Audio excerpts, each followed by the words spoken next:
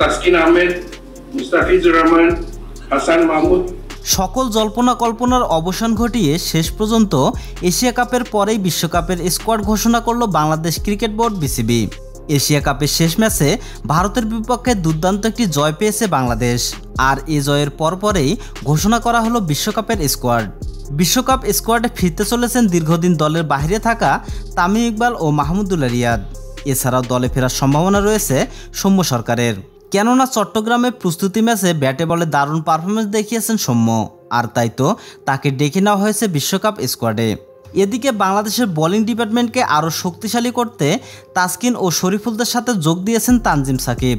Bangladesh cricket board BCB আনুষ্ঠানিকভাবে বিশ্বকাপের squad ঘোষণা না করলেও জানিয়ে দিয়েছেন স্কোয়াডে কে কে থাকবেন।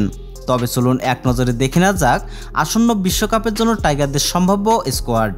তামিম ইকবাল, লিটন দাস, সৌম্য সরকার, নাজমুল হোসেন শান্ত, তৌহিদ হৃদয়, সাকিব আল হাসান, মুশফিকুর রহিম, মাহমুদুল্লাহ রিয়াদ, মেহেদী হাসান মিরাজ, মাহাদি হাসান, নাসুম আহমেদ, তাসকিন আহমেদ, হাসান মাহমুদ, শরীফুল ইসলাম, তানজিম সাকিব ও মুস্তাফিজুর রহমান। তো দর্শক, বিশ্বকাপের জন্য ঘোষিত স্কোয়াড আপনাদের কাছে কেমন লেগেছে অবশ্যই কমেন্ট করে জানিয়ে দেবেন আমাদের ভিডিওর কমেন্ট বক্সে।